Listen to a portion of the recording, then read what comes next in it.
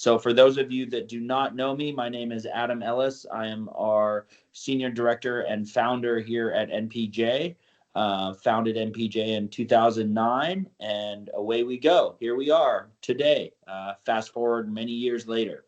So I just want to give a few general topics about kind of just some philosophy stuff, and then we'll let Mike take over when we go into the ecological approach and on-court coaching.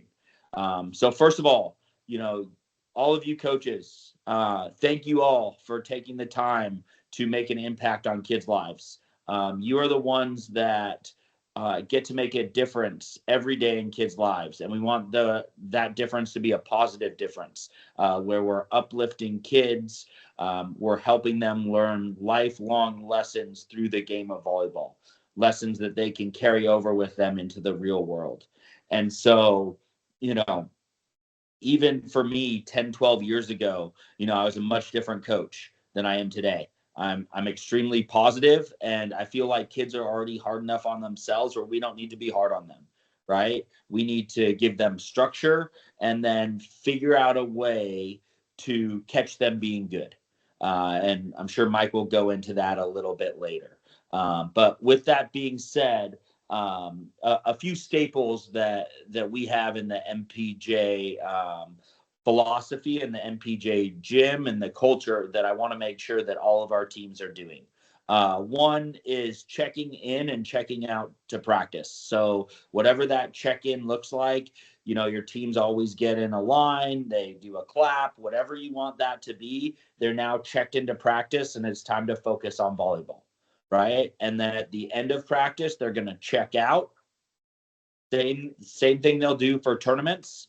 Okay. And then they can go on with their lives. But when they're checked in, it's now volleyball time, and it's time to focus on volleyball. And at the end of every practice and tournament, we all like to get around in a circle with your team and go over positives. Okay. And what positives are is an opportunity for kids to go around the circle and say something positive about themselves, something they did well at practice, and then you're also going to give a teammate a positive. So these are two staples that if we go into any practice in any NPJ gym or we go to a tournament, we want to make sure that we're seeing these two things. And then the last thing I want to talk about before I pass it over to Mike is just how we're going to measure success. And it's pretty easy, right? It's not going to be on wins and losses, okay? Wins and losses will come from the way we're going to measure success. And the way we're measuring it is this. Do the kids have fun, right? At the end of practice or the end of the tournament, are they saying, oh, Mom, Dad, I don't want to leave. This is so much fun, okay? And then 2, do they all want to play volleyball next year, okay? And hopefully they're wanting to come back and they're wanting to play volleyball at NPJ because it's so much fun. Okay. And then 3, okay, are they being taught how to play volleyball the NPJ way? Right. And the NPJ way is something that Mike will go into here in a second, right? Which is very ecological. And we want to make sure that we're not in there stealing our kids' reps, right? We don't have our kids in a line and we're coaches are hitting balls at our athletes and stealing their reps. So we want to coach them in a way where anyone walks into a gym and we know, hey, they're being trained the way the NPJ wants them to be trained. And then with that, right, we believe and have proven the more fun that you have, right, the better the kids are going to do. Right. So let's provide an environment, and it starts with us as coaches, where the kids are having a blast in the gym. Right. Because we believe that the more fun they have, the better they're going to play. So with that, I'm going to pass it off to Mike G, our director of volleyball. So a little bit about our coaching philosophy is, as Adam mentioned, there's an official term for the way we coach, and it's called the Ecological Dynamics Approach to coaching. Basically what it is, it's just the opposite of the traditional way of coaching. Many of us who played any sport growing up were taught the traditional approach to coaching, which is you break skills down, you work on giving individualized feedback on error correction, technical corrections, trying to get kids to perform the either correct technique, the right fundamentals, or eliminate bad habits. And what we like to do and have found to be more successful is taking basically the complete opposite approach to that. Instead of there being one way for every kid to be taught how to do something, we're going to allow them to figure out what works best for them at whatever stage in their development they are. That doesn't mean that it's just do whatever you want. But what it does mean is we're not going to try to put everybody into a line and say, here's exactly how everyone is going to have to move. So tonight what I'll do is tell a few stories about my coaching experience and why we have found that the ecological approach to coaching is the best way to do it and the most rewarding for the athletes, and also explains a lot of the success that we've had as a club in recent years. The first story that I'll get into is, I've been coaching for 23 years now, and for the first 15 years or so, I for sure coached the traditional way. I coached for a club called Golden Bear Volleyball Club. I was with them in 2004 all the way through 2011. And we were a very good club. We were from Northern California. We, 1 year, qualified 2 teams in every age group, which means that all of our 1s and 2s teams qualified. And AJ, you're gonna have to mute yourself. Yeah. And we're a very successful club. However, how we trained there, when I moved to Oregon, it became very obvious that it wasn't going to be a viable way for us to compete here regionally and even nationally. And the reason for that was all the other clubs were coaching the exact same way. And they were doing it with a bigger athlete pool to form their teams and pick their teams. So if you think about Oregon has 4 million people that live in Oregon, California has 40 million people. A big reason why California is so much better at every sport is because they just have more athletes that they can pick from. So that was one of the problems that we were running into when I joined NPJ, is that OJVA was already established with the Portland population. They were training 3 or 4 times a week. And so if we were going to train the same exact way as them, how could we possibly think that we would compete with them and beat them if we were only going to practice twice a week? And it became very obvious that, all else being equal, it just didn't seem like we were going to have a chance to beat them if we're doing things the same way.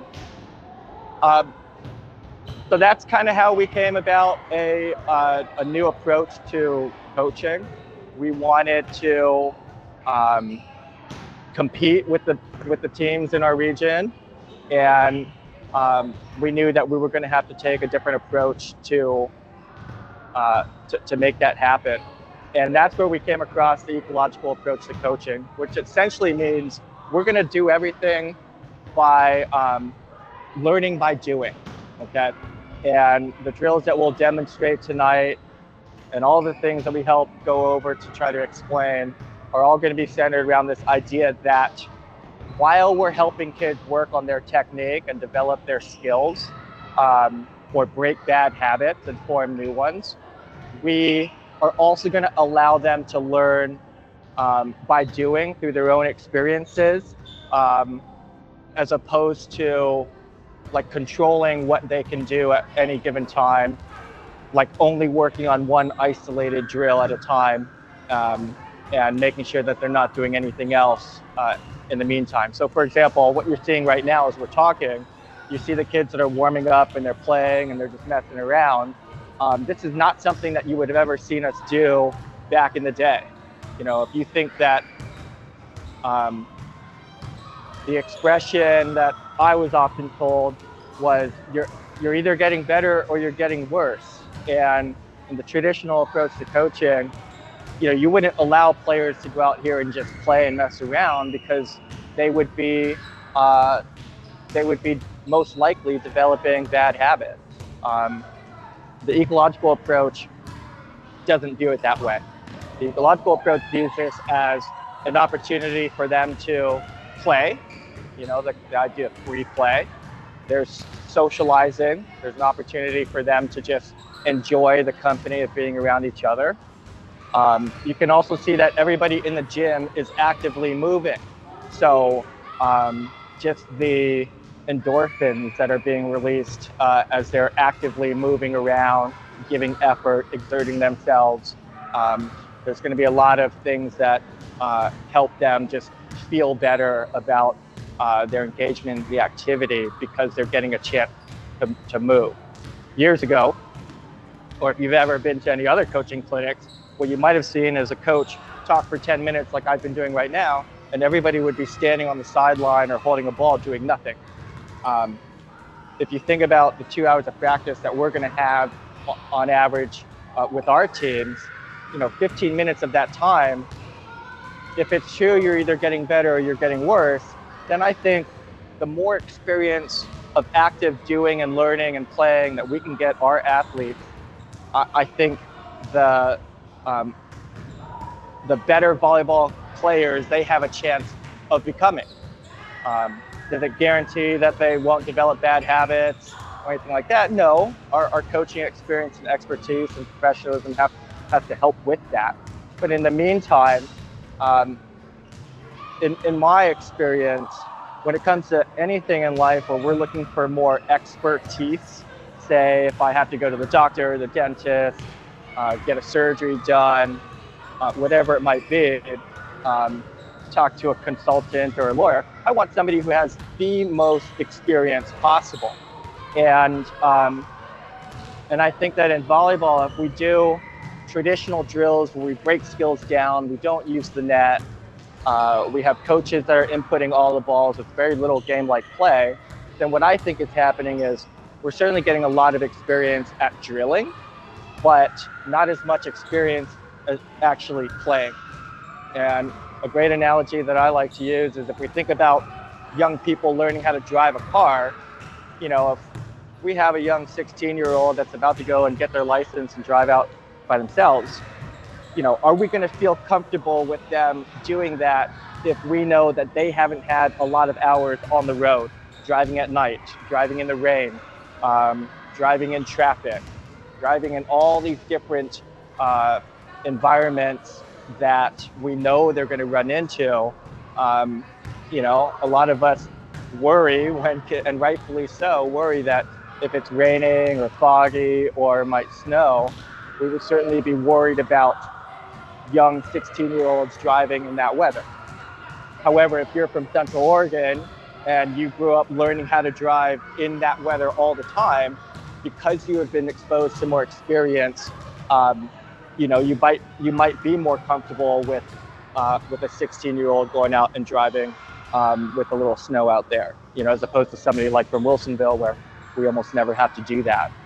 The point being, when it comes to performing on game day, the teams that are going to succeed the most are going to be the ones that have the most experience in that performance environment. And so that's why we play all of the time. That's why we do a lot of drills where, as Adam said, we're letting the kids initiate. We don't want to steal those reps from them. In 2017, you know, I would hit maybe 300 or 400 balls of practice. And in the last 3 years, you know, I can't think of a single practice where I've hit more than 20 balls in a practice. And that's how we want it. We want all those reps going to the kids. I'm about ready to get into some demos, but AJ, I'd asked you and Nate and Eric if there are other stories that might help link some of the theory to what we actually do. Please remind me to go ahead and input those. Sound good? Okay. Izzy, you ready to hop out here?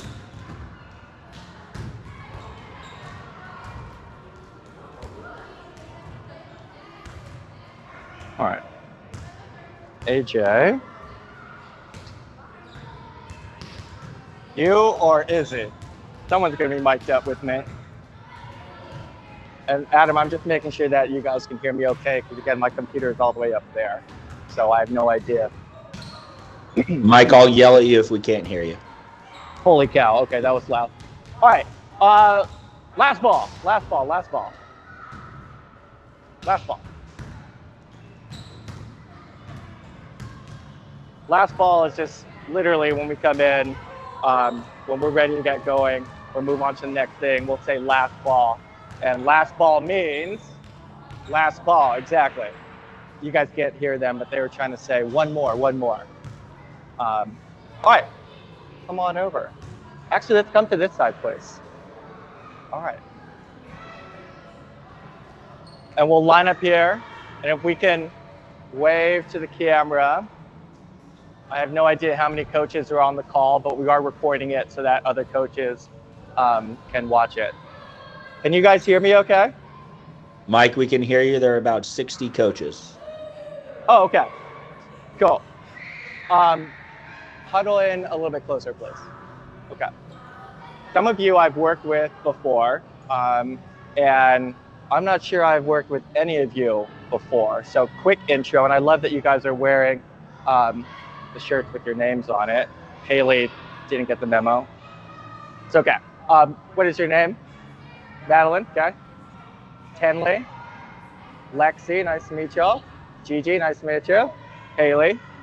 Kendall. All right, nice to meet you. Do you guys know each other or no? Why don't you guys quickly introduce yourselves to them? Okay. One of the things that we like to do early on is make sure that we're always connecting with each other, we're using each other's names, and early in the season, we're learning each other's names, okay? What's really important to us is that we don't start trying to coach you or fix your technique, right? Or change things if we don't first make a connection and learn your name, okay? So that's number one. Number two is, when you're in a new setting and a new group like this, the more you can do to make yourself feel more comfortable with what's going on around you, the less distracted you're going to be to all the stuff that's happening off the court, which means the more locked in you can be when you're playing. Okay. Hey, Mike, that's real quick question. Yep. How do you zoom in on this camera? How do I zoom in on that camera? This one, yeah. It's like an old school camera. It's got like a toggle zoom. I asked Like a AJ trigger? to zoom. I asked AJ to zoom in, everyone, just Got so it. we could. Is that okay. better How's for that everyone? Did all of you play on the same team last year? Okay. Do you guys have like when you would check in before practice, did you guys remember what your thing was? Okay, perfect. Will you teach them all that check-in? And then I want us to pretend like, well, we can just go over to the sideline and we'll check in before we get going. Okay, so teach them real quick and then we'll do it.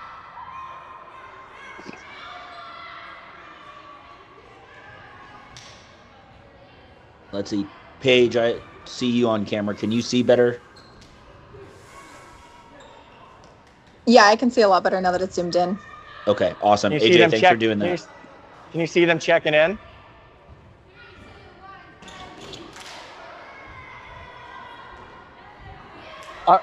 I'm assuming they could see you. They didn't say or not. Okay. We At every saw them. practice- All right, they saw you. At every practice, what we like to do is start with low stakes warm-up games. Okay, what we mean by that is if you're running late for practice, especially when the weather's not great, we don't want you feeling like you're going to get in trouble if you're late and asking your parents to like drive like crazy to get here on time. All right. We want to make sure that at the beginning, after we do our dynamic and we start warming up, we don't do any real heavy teaching in the first 10 minutes because we don't want anyone to miss that. Okay. So the first game that we're going to do is a classic. We call it tennis. Has everybody played one-on-one tennis before? Yeah? Okay, so the game that we're going to play is going to be on a half court, and there'll be 2 lines, and we'll play one-on-one, maximum 1 touch, queen of the court format, okay? And if you could please, if you lose, okay, when you get back in line, get back into the other line, and that'll just create some shuffling where hopefully we see different opponents as we work our way through, all right? Normally we'll play to 10. Tonight, just to keep us on schedule with this presentation, let's say the first person to get to 5, everyone starts at 5, okay? We're playing to 10. Sound good? The way we'll start is off the bounce, okay? You can bounce it and then start it however you want. Bump it, hit it, set it, okay? Totally up to you. Alrighty? Since the balls are down there, let's make the lines over there, and this will be the winning side. So this is one of the warm-up games that we'll play. You know, typically at any level of practice. One-on-one, usually, yep, one-on-one. And then 2 lines, pick the shortest line. So if you think about typical drills that you'll want to do at the beginning of your practice, obviously we'll want to warm up. And then most common is we want to start working on our ball control, our passing, our overhand passing and setting. Okay, ball control, you know, I used to think for the first 10 years of coaching, I used to think ball control just meant, you know, platform and passing technique. But actually what I learned is ball control, it covers everything. No matter how you're playing that contact, whether you're hitting, passing, bumping it, whatever it is, ball control simply is your skill and ability to control that ball with your contact, to direct that ball with accuracy and consistency and intention. As we know that this ball likes to rebound, it's going to bounce or it's going to roll, and we want to develop players who have a skill to control that rebound and direct that rebound. So we replace our partner passing drills with this. Again, it's a low stakes warm up, and it gives kids a chance to be active. They feel like they're playing a game and they're moving. So all these great things early on in practice where, you know, when we think about playing sports and being active, really the movement, the active physical exertion is a big part of what we love so much about playing sports. So we want to start with that early on. When you start with games and you let them play and giggle and have fun, again, we are working on developing their ball control skills, and we're not really needing to direct any of the technical work, even though that is something that we do need to help them develop. The difference here in this ecological approach to coaching ball control is that the game and the drill does all the teaching for us. So absolutely, it's going to look like we're not giving a whole lot of feedback or instruction, but we don't need to because we're using a game that teaches them how to pick up information and respond and move accordingly. You're going to see people shuffling, lunging, stepping, crawling, running through, you know, getting low, all these things that they're going to be doing. Okay, first of 10, awesome. Okay, huddle, great job, huddle. Let's come back to this side. And actually, if you guys, I'll face this way and you guys can huddle and make a circle, thank you. How many of you play, well, when you warm up at practice, how many of you get like a ball and a partner and pass back and forth like 10 times. Raise your hand nice and high so they can see. Okay. For those of you who do that, is that more fun, doing that, passing back and forth, or is stuff like this more fun, to just work on passing and ball control, bopping back and forth? What'd you say? Definitely this? Did you say definitely? No, you didn't. Okay. She said definitely. I could see it on her face. And all of them are smiling too. So this, if we're just working on passing and learning how to shuffle. When they need to say something, we'll hand them the mic. You know? Oh, right. Yeah. I'm surprised they can even hear me because my red light's off. What if I was talking that whole time and they couldn't hear me? Mike, we can hear you. Okay, they can hear me. Okay. So if we're just working on passing, movement, shuffling, do we feel like that game, and you can have a mic ready, do you feel like that game is helping teach you movement and shuffling and running and things like that? Yeah. Yes. Just give Maddie the microphone. She spoke up first. Do we feel like we need a coach to break down the techniques for you in that and how to shuffle? For example, you've probably done these drills before. Okay, why don't you back up there?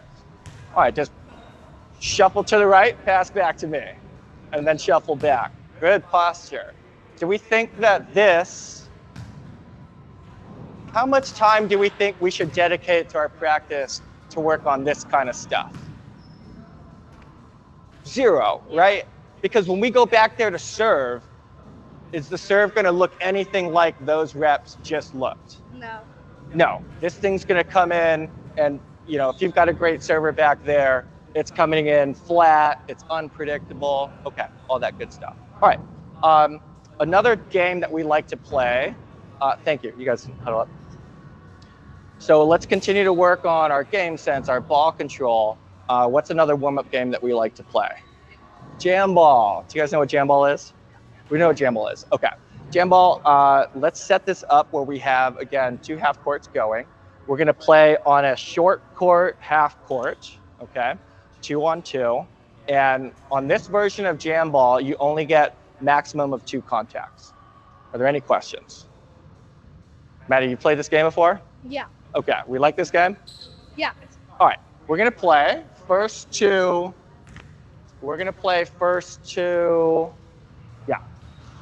10. Everyone's gonna start at 5 again, just for the interest of moving through this.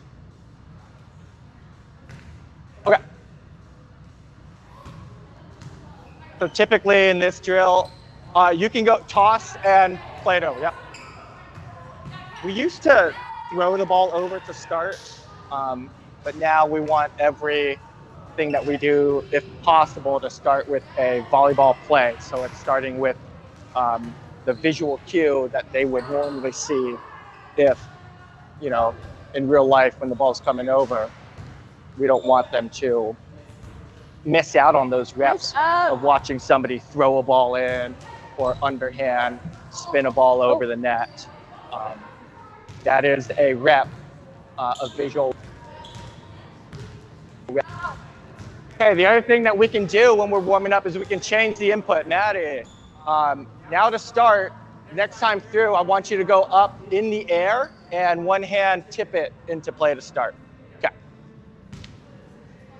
So we're going to be in the air and it starts with a tip. And again, we're starting with another visual cue that helps with their reading. So we're building on our ball control, still in our warm-up phase of practice. Typically, our warm-up games like this, we'll do two games, and that can take anywhere from as little as 10 minutes, or sometimes you can get into a game on Forefront and some of our ones teams.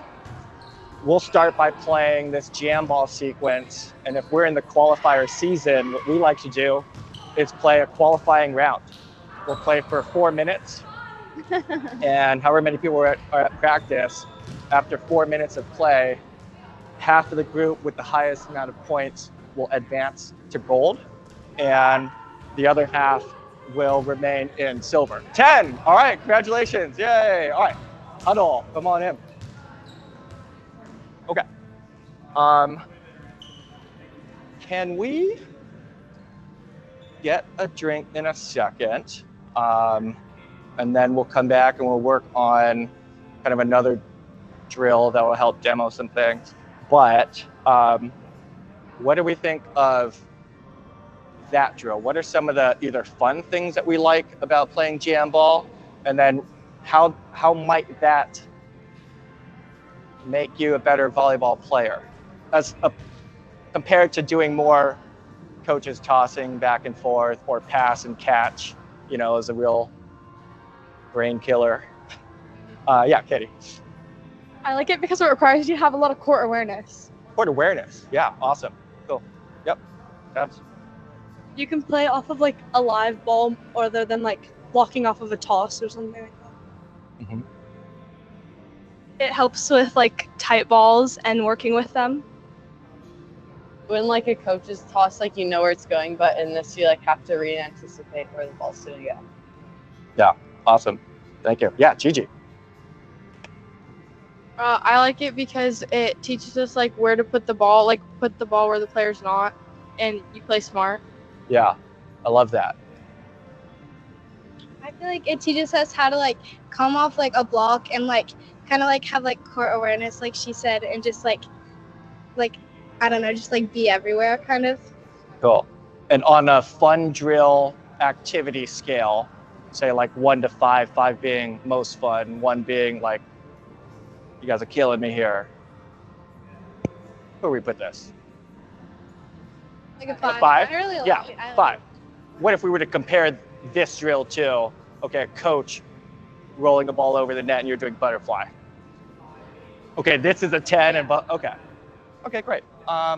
Let's break for some water and then we'll meet back here. Cool. Thank you. You guys are doing great. Thank you. Questions or anything while they're getting water?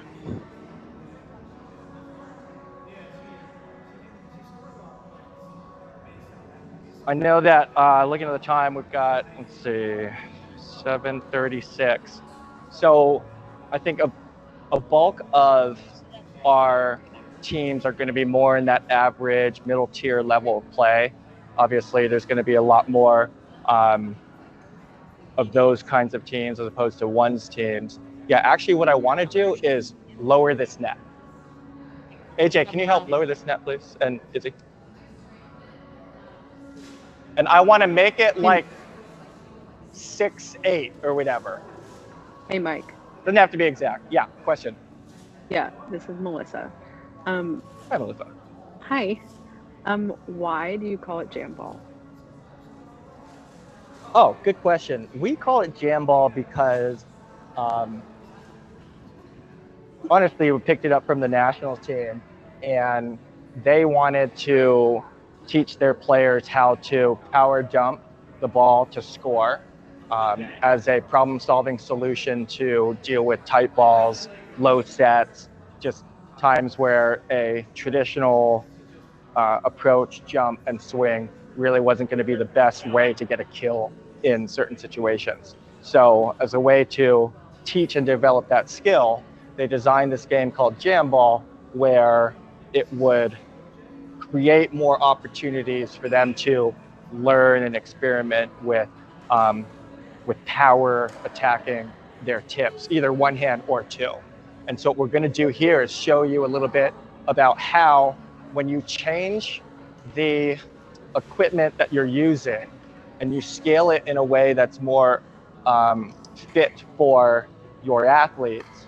Right now we're lowering the height of the net. You're actually going to see that for the 13-year-olds, their version of jam ball is going to start looking a whole lot different. Now it's going to start looking more like the older kid version, because with the lower net, they will actually be able to get on top of the ball and above the net on more contacts. So we'll just kind of see how their skill set changes instantly by scaling the equipment in a way that's better fit for them. Okay, How many of you can get above the net now? Let's see it. Okay. How many of you could get above the net in that last round of jam ball to really aggressively put it down? No, most of the ball contacts were going up before it went down. Do we think now maybe with this you could send it down a little bit more now? All right, let's give it a try. You guys can take this side. Which side's lower, this side or this side? Okay, that could be the same. All right, well, you guys play on this side. You guys play on this side. Okay, so again, scaling. So now that we've dropped the net lower, if you look at the left side with the 13s, they were saying that in the previous game, they weren't able to get on top of the ball quite as much. Now, I think we're gonna see a lot shorter rallies, a lot of faster play, and hopefully we'll start to see a little bit more power attacking and jamming downward. Maybe, that's the hope. And if that's what we want to see and develop, then as a coach, we can continue to make different adjustments to design and setup of this drill so that, again, the drill and the drill objectives does all of the teaching for us.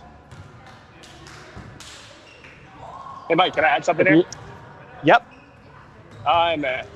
So one thing that I started doing a lot with my camps and clinics a couple of years back, when some of these girls who are some of the taller ones were 8th graders going into 8th grade, is I started lowering the net so that it would feel like they could hit like when they were older. Yeah. And that team ended up being the second 14s team that we had that qualified in the Open Power League. They were the only 14s, or sorry, one of 2 14s teams that year. And they ended up beating an 18s team. And they were hands down like the most defensive 14th team that we've ever had. Shannon, Friesen, if you're on here, you know, our squad together. They just got the ball off the floor all the time. And even though they didn't have very many attackers, they just dug so many balls. And it was really fun to watch. And I truly believe that if I hadn't lowered the net, if I hadn't given them the ability to swing as if they were 16, 17, 18, they never would have developed, or it would have taken a much longer time for them to get to the point where they could actually go beat 16, 17, 18-year-olds and actually have success instead of getting, you know, destroyed on or beaten by all these older people. They didn't have any fear anymore of that. But that's all. Yeah, appreciate it. Okay, huddle. Oh, go ahead and finish your rally. Woo, okay. Quick huddle, please. Hey, hold ball, please. Okay. I want to kind of let some of the coaches know what coaching sounds like from an ecological approach and what it doesn't sound like, okay? So how it would sound in a situation like this is I might say, do we think we can get our first contact to be tighter to the net, closer to the net? Because the real advantage to successful jamming is A, that ball is tight, B, we're on top of the ball, whether it's with one hand or two, and we're able to put that ball to the ground as quickly as we can, all right?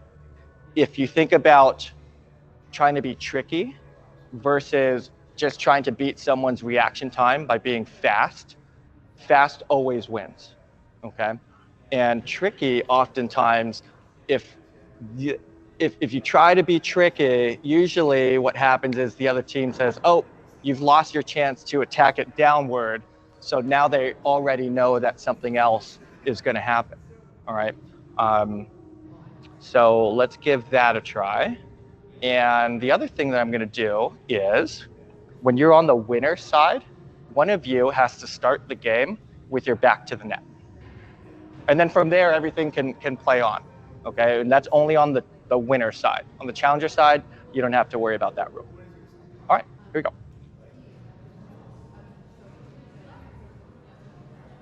So obviously, you know, with the 13s group, and even with the older group, I want to see more aggressive jamming. I want to see more attacks where the thing's going down. I want to see the ball getting to the ground a lot faster. So number one, if I start seeing that right away, like on that block, now I'm getting more of what I want. On the 13 side, they started off with a block and a stuff as well. But again, the ball is getting to the ground faster, and that's the training environment that I want right now, both from an offensive side, but then also from a defensive side. Because if the defense wants to turn some opportunities into offense, they're going to have to start adapting their skill and their reads and their positioning to meet the demands of this new situation.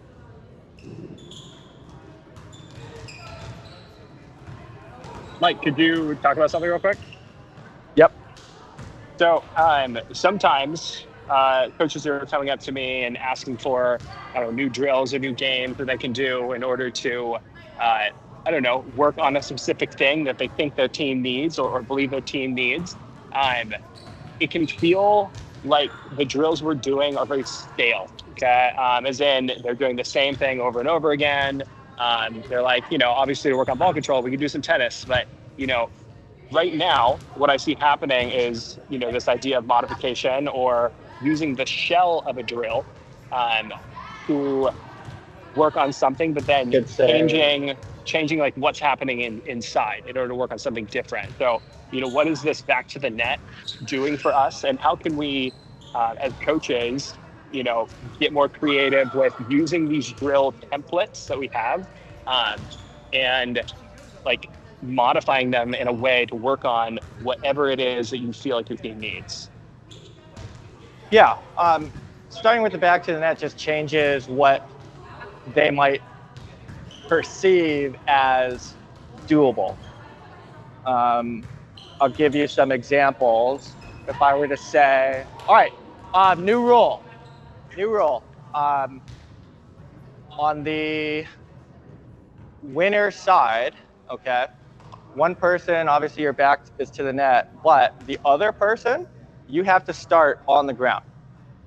And I'm gonna say you have to start, would you rather be on your belly or your butt? Back.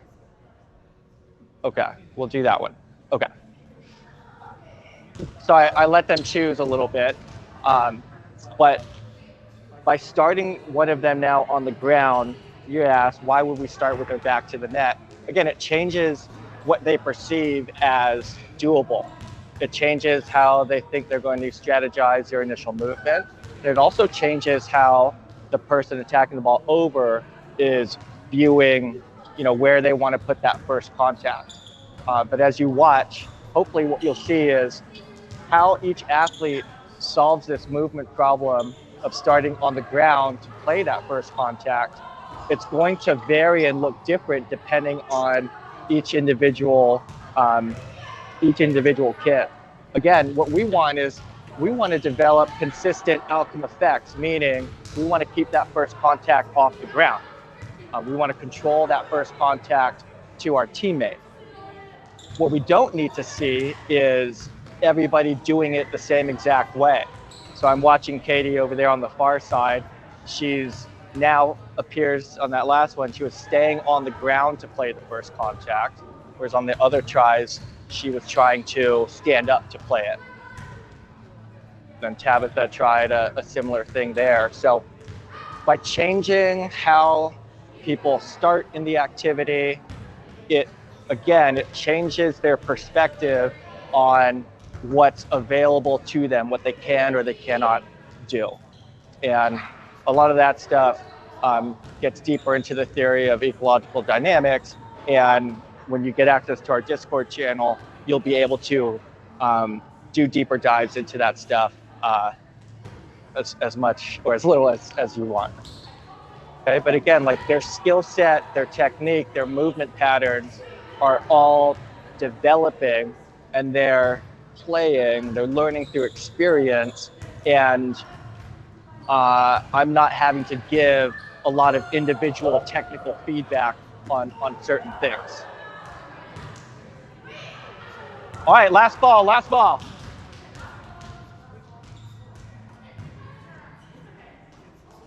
Oh. Got him. Okay. Quick shag, quick drink. Both things have to happen. Do we need water? I said that, right? We should get water. I'm not even gonna ask. Go ahead and get a drink and then hustle back. We don't need to do the thing because we're running out of time. Ready, break.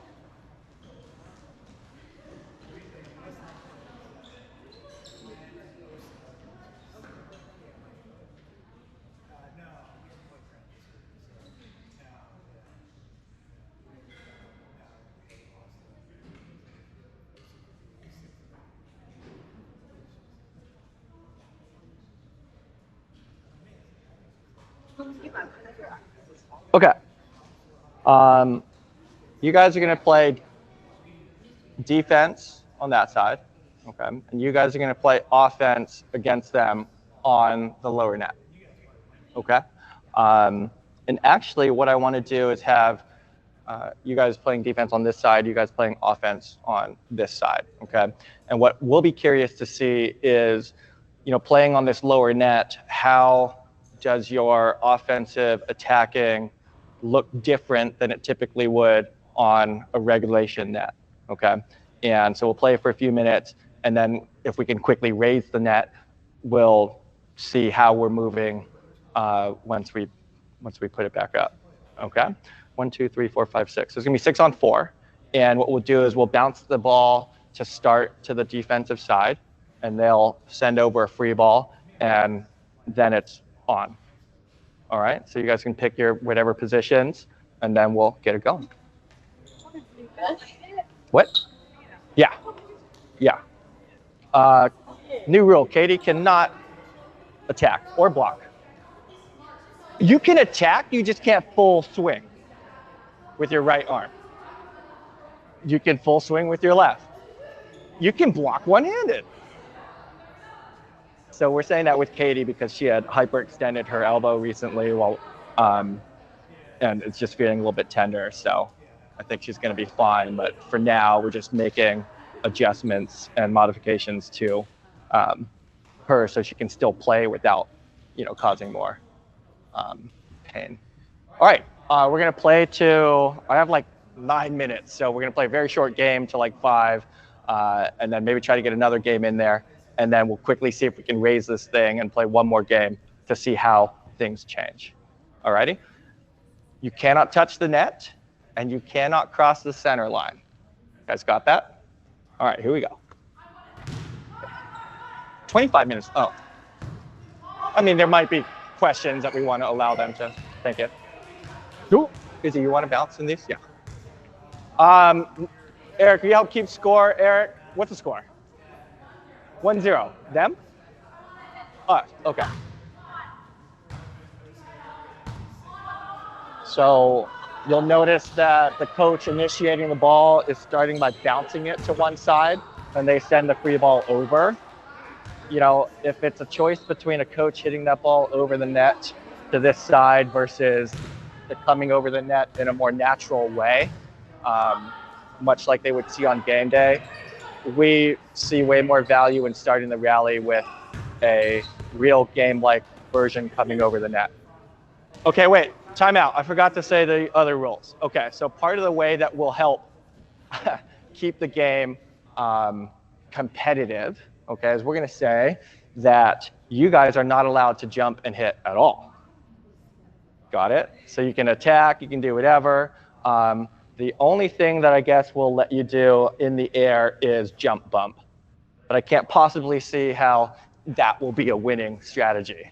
But it's there for you if you want it. Anything goes on this side. You just can't touch the net or cross the center line. Oh, in there. Set down. Got 1 to 3. So obviously we're playing on a slightly lower net here. Well, actually not slightly, significantly lower. But this is one of the things that you could do if you wanted to see game. All right, switch up positions if you can. And then same thing over there. in ways that make sense. So like,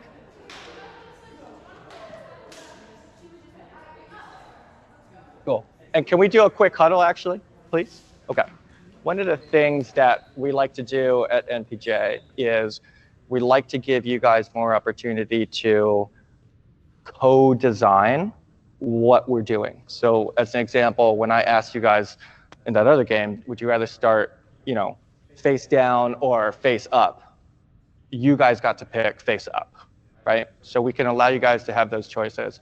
The other thing that we like to do is we can either design exactly how you're supposed to switch, or we can ask you guys to come up with a system where everyone's getting their turn at working on or in the positions that they want to work on, right? Sometimes you might come in and say like, I don't want to play front row tonight. I mean, I want to, but I'm not going to, right? So which would you prefer right now? You want me to tell you all where to go and how to switch? Or are you okay coming up with that quickly on your own? Coming up quickly on your own? All right, I think you guys can handle that. Let's do that then. All right, ready, break. So that's part of this idea of creating an autonomy supportive environment where as coaches, even though we're in charge, we don't have to feel like we need to make all the decisions for them. And there's a real high value reason for that when it comes to game day. If we create a practice environment where the coach is making all the decisions and the coach is having to tell everybody what to do and how to switch, then that's what the team and the players are going to get used to for problem solving and figuring out what they're supposed to do next. And on game day, if you've ever had a team of players that are always looking for you, the coach, to give them the answers and tell them what to do, it can A, be very overwhelming as a coach, but then B, if there's just one or two of you, you're not going to be able to get around to everybody and fix everyone's problem. So creating an environment where they learn that it's okay for them to think for themselves, to problem solve and work amongst each other. So asking them if they're okay figuring out a way to rotate and switch within the drill, that's giving them reps at being those decision makers and those problem solvers. And they're going to feel more self-confident. They're going to feel like they have more value in adding to decisions that the team is making. And I can promise you that, no one likes being told what to do all of the time. Even though it happens a lot in sports, kids will learn to be patient and respectful and pretend to listen, but they're all just really waiting till you stop talking and then they can get in and do the activity. Game. Oh, look at this. Wait, was that right? 5-1? 5-1, 5-2. You guys got killed. Okay. What was it? Here, huddle. What was the? Who's got the other mic? Yeah. Hey, Joe, you help raise that. And do you have a note for me or no? Okay. Okay. The question is, okay, the first game was one-sided. Older kids won. Okay. Second game, one-sided. Younger kids won. What do we think the difference was? Could have just been luck.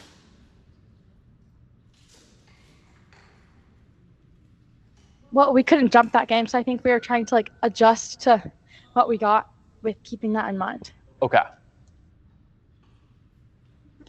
I feel like, yeah, it helped that they couldn't jump, and I feel like it also helped that like it was easier for us to pass and get it going, so it was more competitive. Mm-hmm. Yep. That's. I think we used better communication. I felt like it was harder to tell when the balls are tight because the net was lower.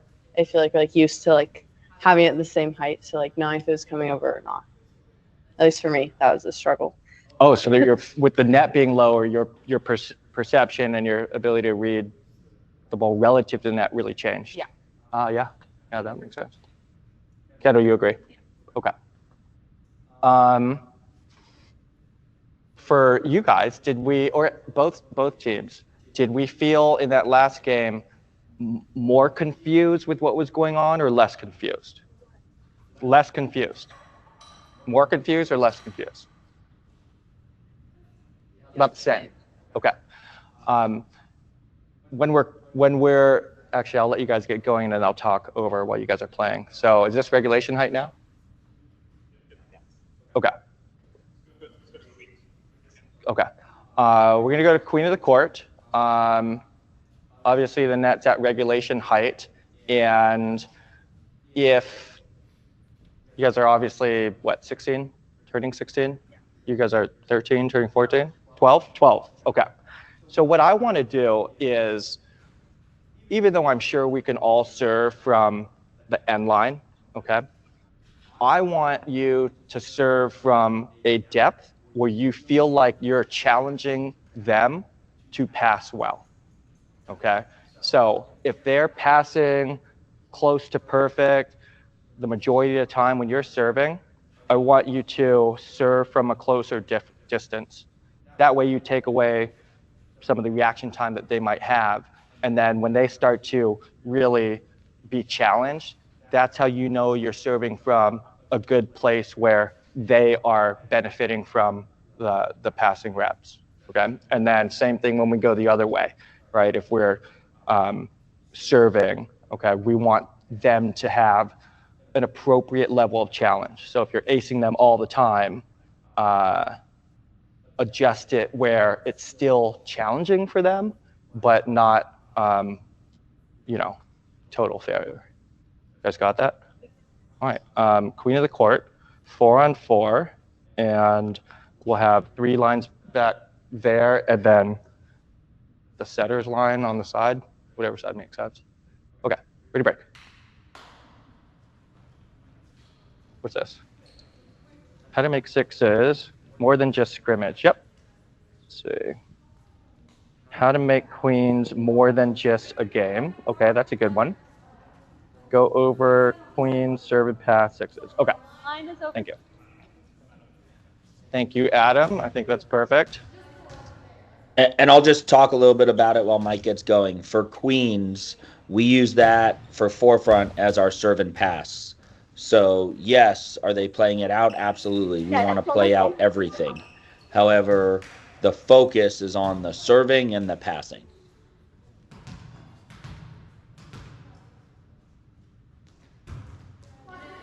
Hey, Mike, can you hear me? This is Nate. Yeah, Nate, just 1 second.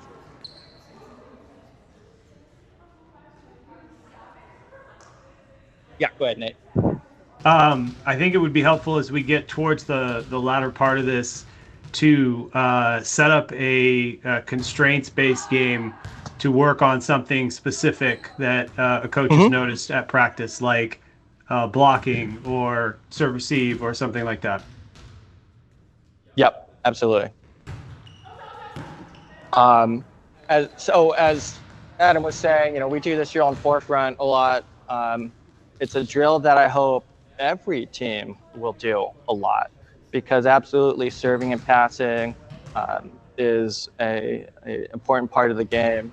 And so not only do we want to be playing things out as much as possible, but we also want to be working on serve, pass, set as much as possible. In 2018, we used to just serve, pass, and then a coach would catch the ball. And, you know, we would do that for 20 minutes of time. We would do a lot of coaching, but, you know, in this kind of format, you know, it goes a lot faster. Those of you who are familiar with speed queens, you know, that goes even faster. But, yeah, you're going to get a lot of live serve and pass reps. We try to avoid single person passing. Unless you run a one-person passing system, you really want to always have 2 or more passers that are close to each other that are going to have to make a decision. Should I pass or shouldn't I?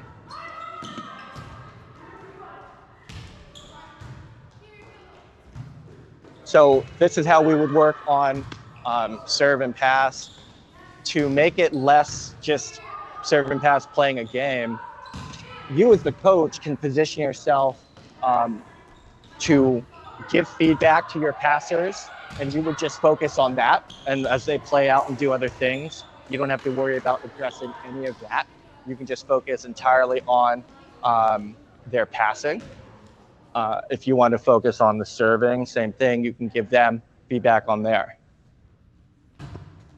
Some of the constraints-based coaching would be giving them outcome effects to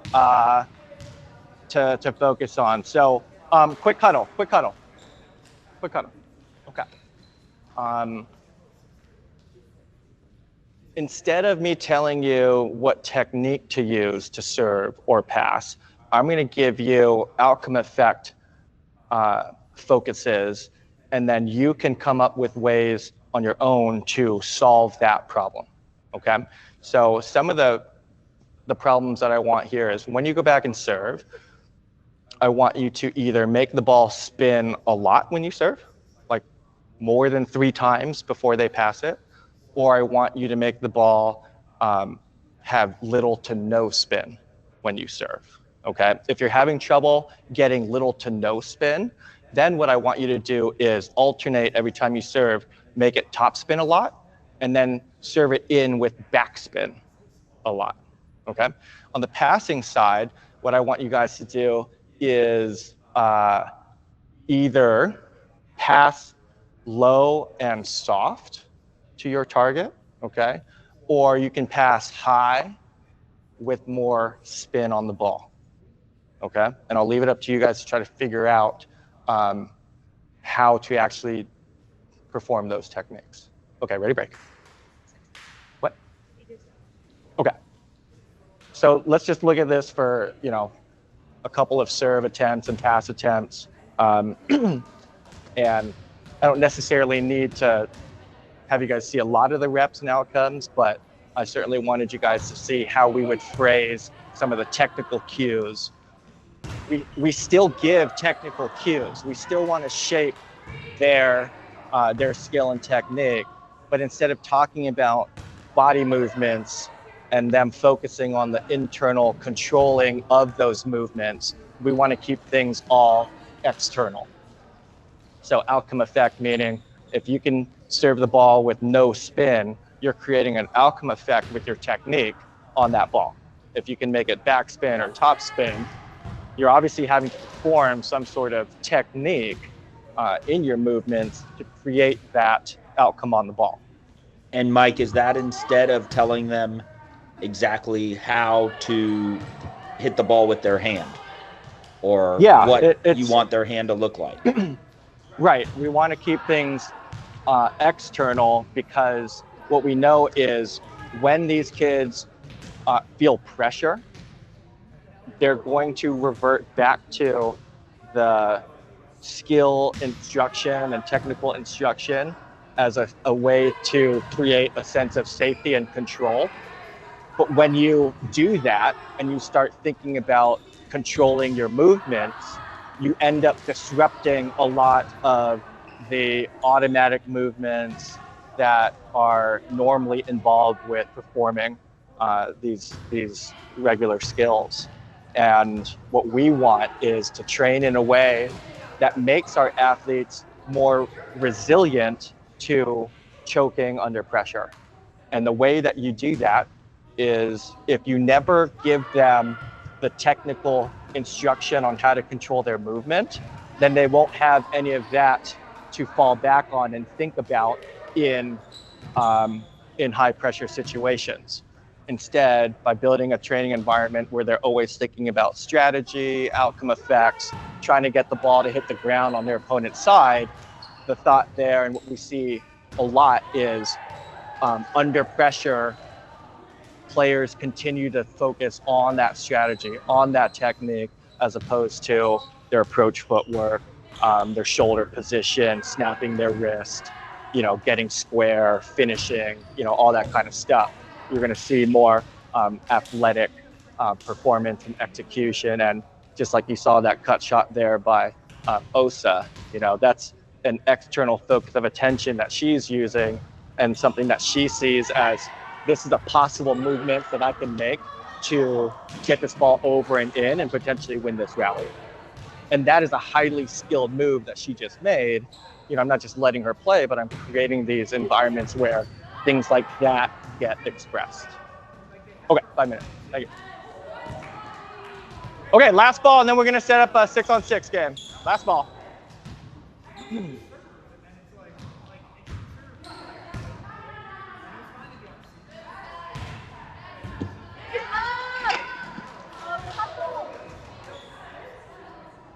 Okay. Do you guys need water real quick? We're good? Okay. We're going to set up a 6-on-6 game. How many do we have? We have 10. We have 10.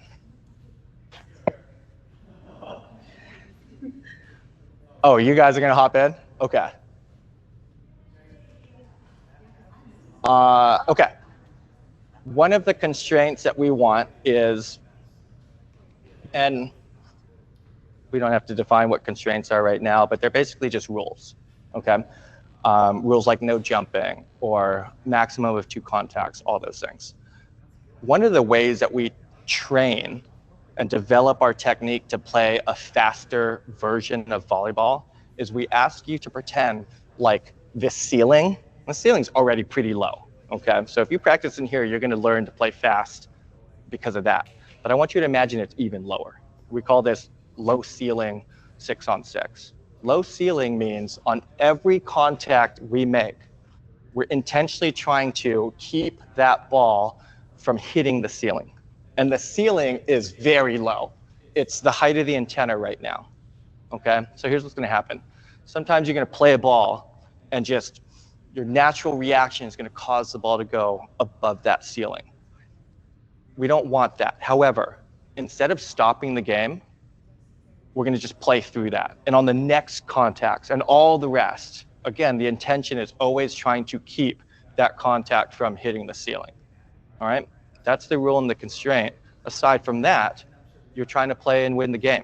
Okay? Don't let the ball hit the floor on your side. Get it over and in, and try to make it score and land on your opponent's side. You guys got that? All right. Let's make teams. We don't have a lot of time, so can we make balanced teams? Okay, ready, go, break. You guys are capable of this. Split yourselves up, find your equal. Find your equal and play against them.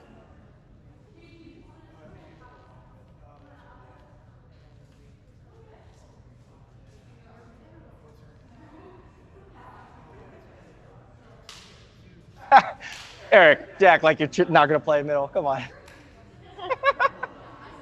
He went back row, got stuck. Okay, so early on, if you want to start this with serve and pass, you obviously can do that.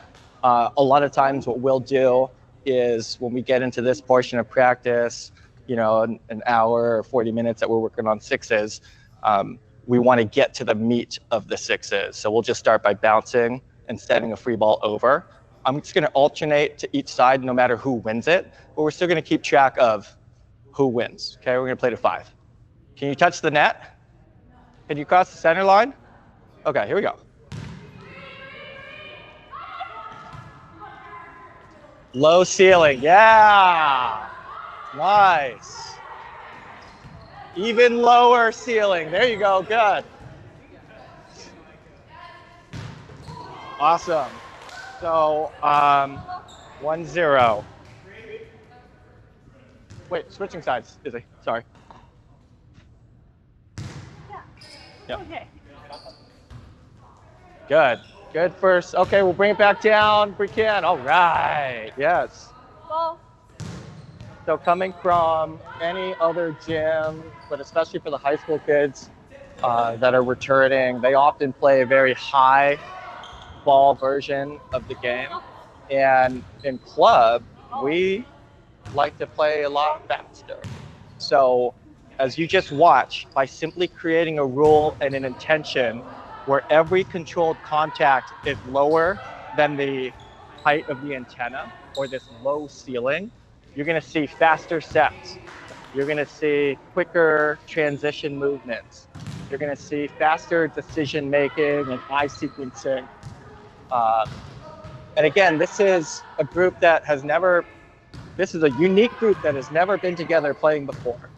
Much like we're going to have at the beginning of the season with our brand new teams. And they're already learning how to respond and react to passes that are lower with pace. Again, sets that are coming at them with more up speed tempo. And I haven't had to say anything about approach footwork timing, when they're supposed to start their approach.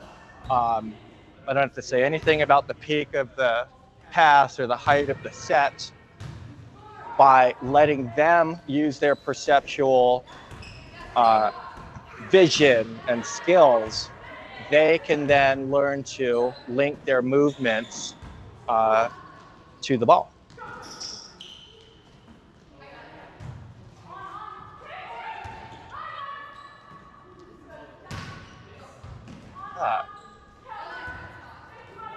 Mike, this is great. We're out of time though.